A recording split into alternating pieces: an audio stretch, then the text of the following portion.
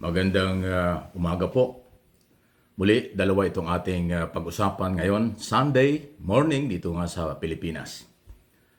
Una ay ito pong pagdeklara ng El Shaddai ni Mike Velarde ng suporta kay BBM Sara. Isa ho ito sa magandang balita dahil officially ginawa na niya at itinaas pa yung kamay sa harap ng kanyang libo-libo at milyon taga-suporta. Mamaya po, talakayan natin yan. Pangalawa, ay ito pong mga survey na lumalabas. Consistent talaga, yan po lagi kong sinasabi. Sa mga survey na iba-ibang company at iba-ibang lugar, pati yung date, ay talaga kong laging namumuna si Marcos. Napakalayo ng resulta niya kumpara sa pangalawa at pangatlo. Halos yung iba nga, hindi naman nababanggit eh.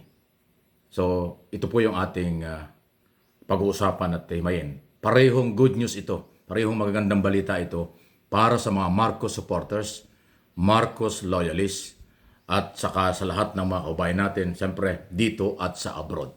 Okay?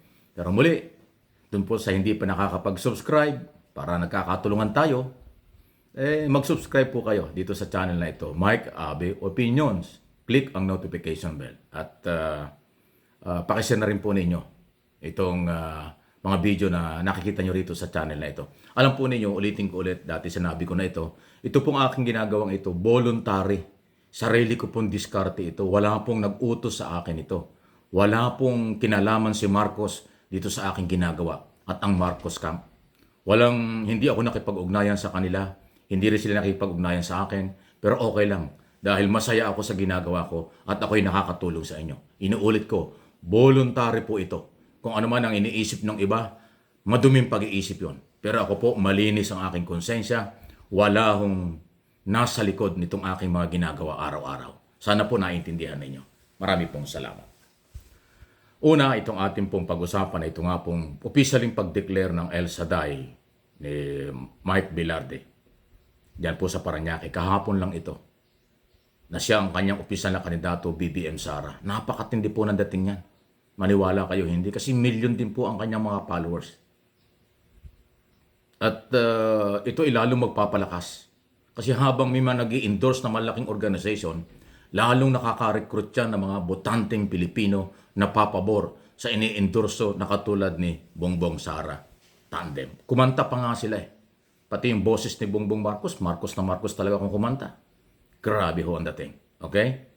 So, kung meron ng El Shaddai, pero ito pa, hindi ko sinasabing ginawa na. May plano ata o kung ano man, ayaw kong pangunahan.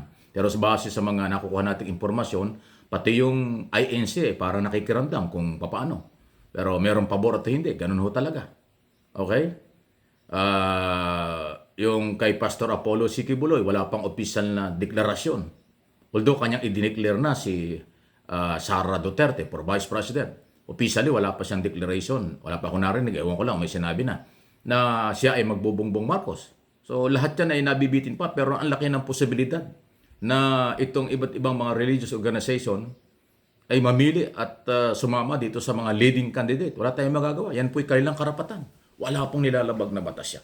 So, ganyan po ang galawan. At kung sakali po na itong mga malalaking religious organization ay magdeklara at yan naman iaasahan natin habang papalapit ang May 9 election at papabor kay Marcos.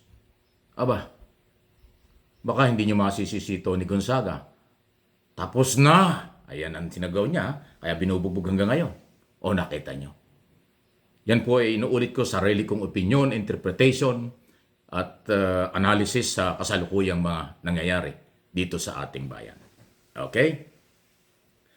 Well, ang pangalawa na ating talakayan ay ito nga pong mga survey. Ito, papangalanan natin yung mga company na nagsagawa ng survey at nang mayroon kayong idea. Katulad nung RMN, Radio Mindanao Network yan. Pinanggalingan ko yung network na yan. Hindi ko kinakailat. Pinagmamalaki kong network yan. 15 taon ako nagtrabaho dyan. Nung araw. Nag-survey sila January 26 to 30. BBM 56.8%. Leni Robredo, 17.1%. Ang layo. 56 compare 17. So, dalawa lang ho ang ating kukunin kasi yun ho yung magkasunod pero magkakalayo talaga ang resulta. Ito naman, Splat Communication. Nagsurvey din po ito. Marcos, 62.17%. Leni Robredo, 9.70%. So, ang layo. Di ba? Ito pa yung isa. Lilo Research. Nagsurvey din po ito. Ano ang lumabas? Ito ay ginawa noong January 17 to 23. By the way, yung Splat Communication, January din ginawa. So magkakasunod itong linggong ito, nakaraang mga buwan. Itong Lilo ay, ito rin ang resulta. Marcos, 64%. Leni ay 16 lang, percent. SWS, 28 to 31 January survey. Marcos, 50%. Leni, 19 lang, percent. Ano ito? Tanger Research Group. Nag-survey din ito.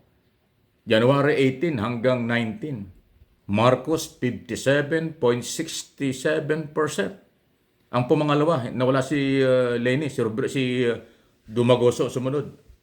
16 lang, 0.75. So ganyan pong kalalayo. Iba-ibang company, iba-ibang date, nito nakaraan January, at talaga hong napag-iwanan kayo. Pag nangyari po, ito yung totoong mangyayari na sa resulta ng eleksyon, 56, 57%, 64%, 62% si Marcos. Abay, ano pang yung natitirang halimbawa 40% o 45%, yun na lang ang paghahatian ng ibang kandidato. So ano pa? Di ba?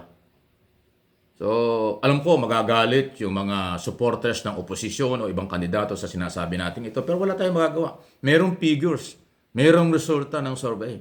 Maniwala kayo o hindi, ayun ang survey. Di ko ayaw nyo maniwala, okay lang sa inyo. Pero doon sa mga Marcos supporters, loyalists, at mga taong bayan, yun ang ating pinaglilingkuran. Kung sila'y naniniwala at naniniwala sa atin dito sa channel na ito. Hindi ba?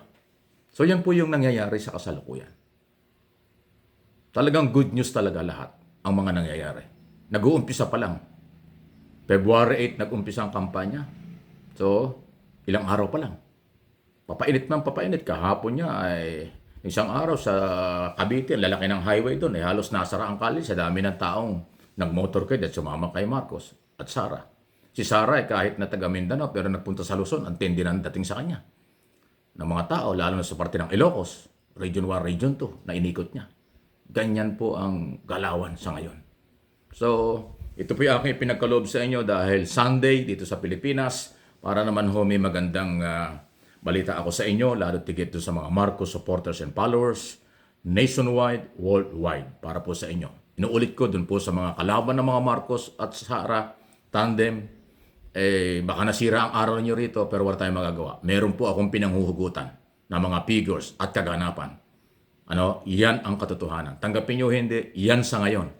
Pwedeng tumaas pa yan, pwedeng may mangyari. So ating aabangan, ang trabaho ko. Mag-abang sa mga development. Okay? So pansamantalayan muna po ang ating muling pag-usapan sa umagang ito. Marami pong salamat. God bless.